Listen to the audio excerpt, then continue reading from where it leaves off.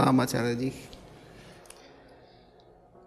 स्वास्थ्य को लेके कुछ दिक्कतें थी, आपसे मेरी बात हुई थी, तो मन में कुछ शंकाएं सी रहती हैं, मन एकाग्र नहीं होता, तनाव बना रहता है और कई इश्यूज वगैरह जैसे पारिवारिक दायित्व जो हैं वो पूरे नहीं हो पा रहे, कुछ और भी अड़चने आ जाती हैं सामने, तो कुछ उसका समाधान बताइए। समाधान तो बताया था पूरा। सही व्यस्तता।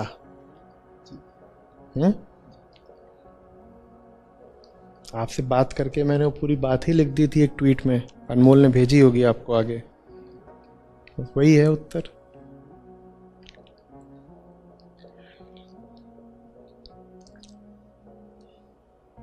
मन को अगर सही काम नहीं देंगे तो खुद को खाना शुरू कर देता है।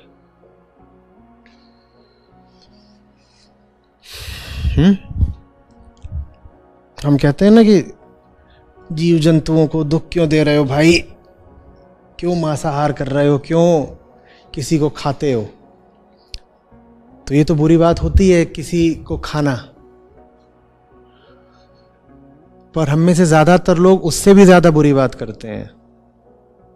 क्या करते हैं? हम खुद को खाते हैं और खुद का हमें ऐसा चस्का, ऐसा जायका लग जाता है कि फिर हम सही काम करते ही नहीं, क्योंकि सही काम करा तो खुद को खाना छोड़ना पड़ेगा।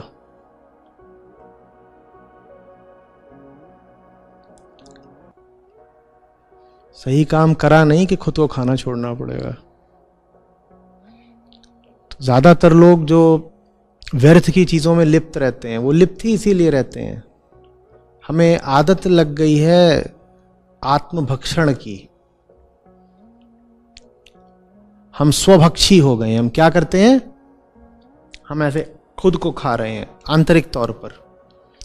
एक आदमी खाली बैठा बैठा और कर क्या रहा है? खुद को खा रहा है। ना हाथ हिल रहा है, ना पांव हिल रहा है, मन चल रहा है और परेशानी बढ़ रही है, उसका रक्तचाप बढ़ता जा रहा है। हो सकता है कि नहीं, आप बैठे हुए हैं और बस आप कुछ उल जुलूल सोचना शुरू कर दें, देखिए आपका बीपी बढ़ जाएगा सिर्फ सोचने भर से। ये हम क्या कर रहे हैं? हम खुद को खा रहे हैं।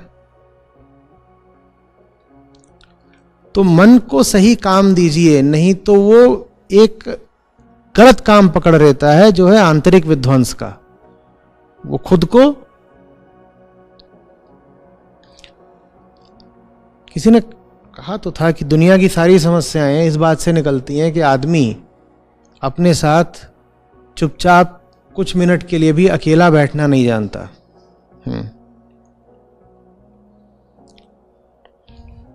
अब जब वो चुपचाप नहीं बैठ सकता, अपने साथ वो सुकून अनुभव ही नहीं करता, तो कहीं ना कहीं हाथ चलाएगा, कुछ तोड़फोड़ करेगा, कुछ करेगा। और कहीं बाहर नहीं कर सकता तो खुद को ही तोड़ेगा,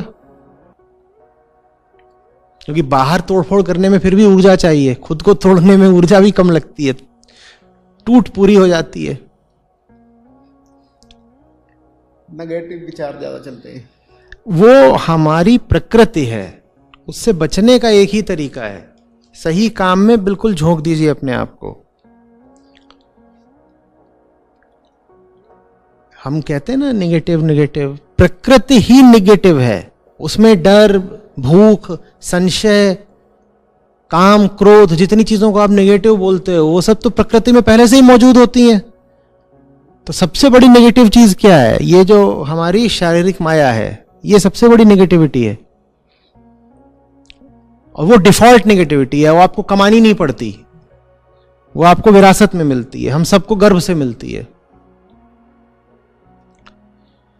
ठीक है? और उसको हराने का एक ही तरीका है, बार बार बोलता हूं, सही उद्यम, राइट एफर्ट।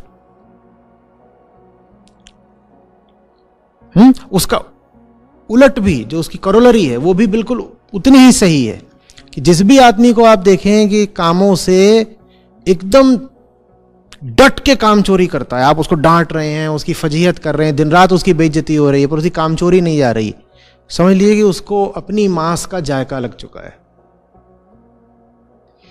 ये आदमी आदमखोर है और ये एक ही आदम जानता है। मेरे लिए सबसे बड़ी ताज्जुब की बात होती है, तुम करते क्या हो दिन भर? अभी 1.5 घंटे दिन में काउंसलिंग करता, मैं करता क्या होगा दिन भर? काम तो है नहीं, कोई काम नहीं है, जी कैसे लेते हो? एक दिन भी कटेगा कैसे? क्योंकि तुम अभी ऐसे तो हुए नहीं हो कि शांत निश्चल बैठ जाओ। बिल्कुल तुम कुछ ना कुछ कर तो रहे होगे। सही काम कर नहीं रहे तो कोई आंतरिक खुराफात कर रहे होगे।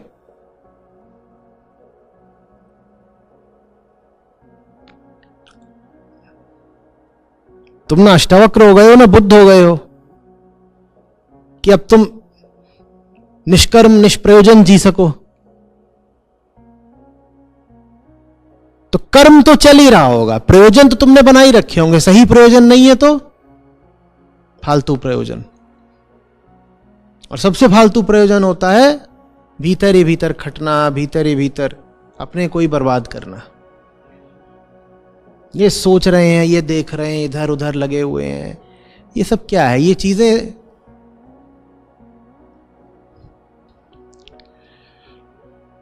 और इसको अंतर्मुखी होना नहीं कहते। अगर आप किसी व्यक्ति को देखेंगे ऐसे बैठ के हर समय सोच रहा है, सर नीचे करके ऐसे बैठा हुआ है, कुछ कर रहा है, ये अंतर्मुखी होना नहीं है, ये आदमखोर होना है। तुम्हें सही काम न करना पड़े इसीलिए तुम बाहर देखने की जगह ऐसे हो गए हो, सर नीचे कर लिया है। क्योंकि जहां देखना चाहिए वहां देख लिया तो काम चोरी नहीं कर पाओगे ना।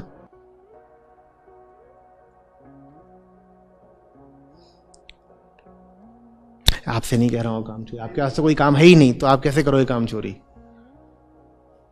मेरे पास तो काम बहुत है लेकिन काम हो नहीं पा रहा। तो फिर तो आप भी कर रहे हो काम चोरी। मैं अपने शब्द वापस लेता हूं।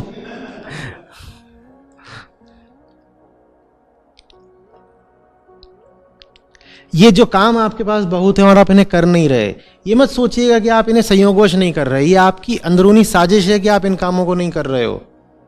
क्योंकि आपको उन कामों को करने में जो मजा आता, उससे ज्यादा मजा अंदर अपने आप को घायल करने में आ रहा है।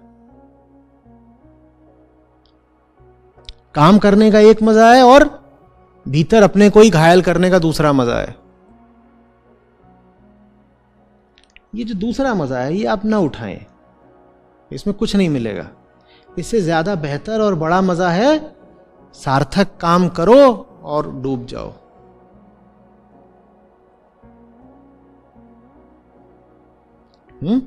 आज भी डॉक्टर से कंसर्न करके आए, उनका तुम्हें कोई दिक्कत ऐसी नहीं है, कोई ऐसी बीमारी नहीं है। तो डॉक्टर ने पिछली बार भी यही बोला था, आप दोबारा चले क्यों गए उसके पास? अभी 15 दिन पहले आपसे बात हुई, तब भी डॉक्टर ने यही बोला था कि कुछ नहीं है। आज फिर आप डॉक्टर के पास चले गए। क्यों चले गए पता है? एक महीने से उम्मीद थी काश इस बार बोल दे कि मुझे कोई बीमारी है। डॉक्टर अगर ये बोल दे ना कि मेरे को 4 गुना फीस दे दो, मैं लिख दूंगा कि तुम्हें बीमारी है, तो आप दे दोगे? आदमी कुछ भी करेगा सही काम से बचने के लिए। अगर बीमार हो गए तो सही काम करना नहीं पड़ेगा। डॉक्टर बस बोल दे किसी तरीके से कि मुझे कुछ है, नहीं तो काहे को कोई जाएगा बार बार डॉक्टर के पास? हो गया ना।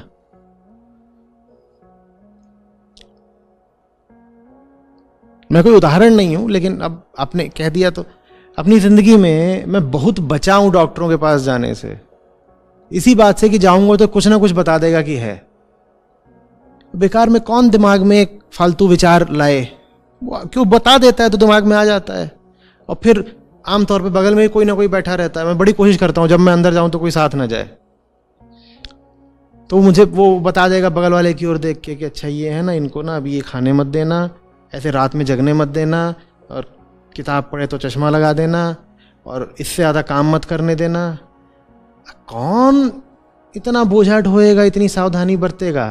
क्योंकि इतनी सावधानी बरतने लगे तो काम में नुकसान होगा। जिसके पास काम होता है वो तो अपनी असली बीमारी को भी दरकिनार करना चाहता है कि बीमारी पे ज़्यादा ध्यान दे दिया तो काम पे कम ध्यान दे पाएंगे। हालांकि मैं नहीं कह रहा हूँ ये बहुत अच्छा रवैया है, बीमारी बढ़ गई तो फिर कैसे काम करोगे, मैं जानता हूँ वो सारी बातें, लेकिन आपने एक जो बात बोली मैं समझाने के लिए एक बात बोल रहा हूँ। भगवान श्री प्रणाम। जो सार्थक कर्म की बात हुई, एक तो हुआ सूक्ष्म विचारों के स्तर का, कि अपनी थिंकिंग, जो अपने विचार चलते हैं उसको बिना लिप्त हुए देख पाना,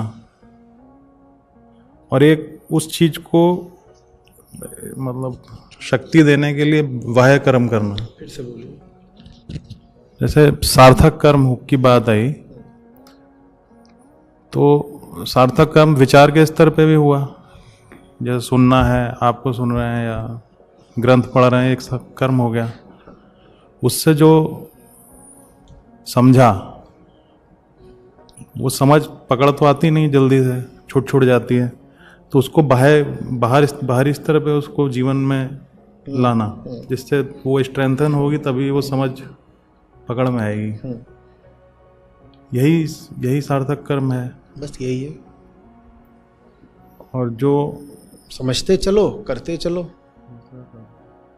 बिना समझे करो मत।